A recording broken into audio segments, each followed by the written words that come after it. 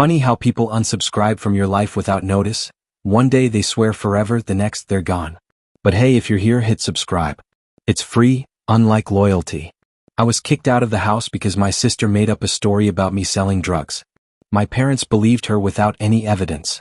Growing up, my family placed a huge priority on appearances and achievements.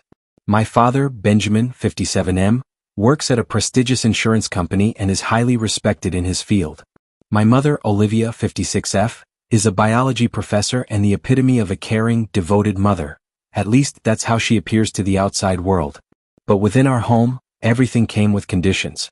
We had to be perfect, and perfection was defined by how well we met my parents' expectations. My older sister, Isabella, 30F, or Bella as everyone called her, was the child they always wanted. She was an engineer, 4 years my senior, and effortlessly excelled at everything. Honors, awards, admiration, she had it all. My parents showered her with praise, elevating her to a pedestal I could never reach. I, on the other hand, was quieter, more reserved, an outsider in my own family. I was smart, but I had my own dreams. My hobbies and ambitions never aligned with my parents' strict definition of success. I majored in English, which they tolerated but never respected. As long as I stayed within the lines, we coexisted peacefully. Despite our differences, I looked up to Bella. She was everything my parents idolized, and I believed she was someone I could trust. I never imagined she would be the one to tear my world apart. 6 years ago, everything changed because of Bella's deception. I was 20, still in college and struggling to carve out my future. Bella, the golden child, had the world at her feet. I was always in her shadow, never quite enough. But something shifted a few months before she betrayed me. Bella came to me, desperate, pleading for my help. She had gotten herself tangled in something dangerous, something that could destroy her reputation. She begged me to lie to our parents to cover for her. She insisted that it was my duty as her brother, that I owed her for always standing by me. But something about it didn't sit right. The people she was involved with, the situation she was getting into, it all made me uneasy. I was trying to keep my own life together, and I refused to take part in her scheme. When I told her no, she snapped. She called me a traitor, said I would regret betraying her. Her rage was unsettling, her words sharp like knives. At the time, I thought it was just drama, that she would cool down. I was wrong. In the following weeks, Bella began working in the shadows, planting the seeds of my downfall. Then came the lie, the monstrous, life-shattering lie. She told our parents that I was selling drugs in college. It was a devastating accusation. A lie so vile that it ripped my world apart. I had never even touched drugs, let alone sold them. But Bella spoke so convincingly that my parents believed her without hesitation. To this day, I still don't understand why. We weren't particularly close, but we weren't enemies either. She was my sister, someone I had once trusted, someone I never thought capable of such cruelty. This wasn't just a lie. It was a death sentence for my future. My father, Benjamin, reacted like a storm, swift, violent, and merciless. He didn't ask questions, didn't give me a chance to explain. His fury hit me harder than I ever imagined, his words cutting deeper than a blade. I saw the disgust in his eyes, as if I had become nothing to him. My mother, Olivia, didn't yell. Her silence was worse. She simply looked at me with such profound disappointment, as if I had shattered every dream she had for me. She said nothing to defend me, nothing to question Bella's words.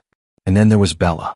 She stood there, detached, emotionless, watching as our parents destroyed me. Not a single word of regret. Not a flicker of guilt. Just a cold, quiet satisfaction as I was thrown out of the house. That day my life ended as I knew it. I left with nothing. No money. No home. No future. Without my parents' support, I had no way to continue college, no means to survive. My future, everything I had worked for, disappeared in an instant. For months, I drifted, couch surfing with friends, doing whatever work I could find just to survive. The hopelessness was suffocating. I had dreams, ambitions. Now they felt unreachable, stolen from me by the one person I thought I could trust. I called my parents, desperate to make them see the truth. Every attempt was met with rejection. My father would hang up before I could speak. My mother? She repeated the same words over and over, refusing to believe anything other than Bella's lie. They had already made up their minds. In their eyes, I was guilty. And there was no redemption. Years passed. I had to rebuild my life from nothing.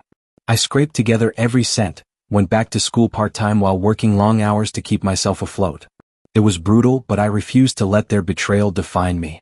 Along the way I found people who became my real family, friends who saw me for who I truly was. They helped me heal, regain my self-worth, and find the strength I thought I had lost. Eventually I graduated. I got a solid job. And for the first time in years I started building a life I was proud of. But no matter how far I had come, the scars of their betrayal never truly faded. A few days after Bella's message, my father called me directly.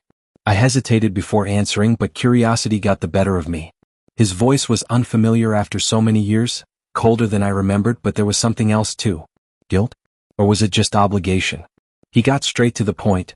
My mother's health was deteriorating and she really wanted to see me. Then, after a pause, he mentioned my wedding again, saying that they wanted to be there, that it was time to put the past behind us. I asked him one simple question. Why now? Where was this concern when I was struggling? Why did it take my wedding or my mother's illness for them to reach out? He sighed, hesitating before admitting that he and my mother had made mistakes. But even then there was no apology, just an expectation that we should all move forward. That's when I realized something. They weren't reaching out because they had changed. They were reaching out because they wanted to feel better about themselves. My wedding wasn't about them, but suddenly they wanted a seat at the table. They weren't sorry for what they had done. They were sorry for what they had missed. And that wasn't enough for me. After that call, I knew what I had to do. I sent a message to my parents and Bella. I wished my mother well and told them I hoped she got the care she needed. But I also made it clear that I wasn't ready to welcome them back into my life, and I would not be inviting them to my wedding. I told them that family isn't just about blood. It's about the people who stand by you, even in your worst moments. And they had made it clear years ago that they weren't those people for me.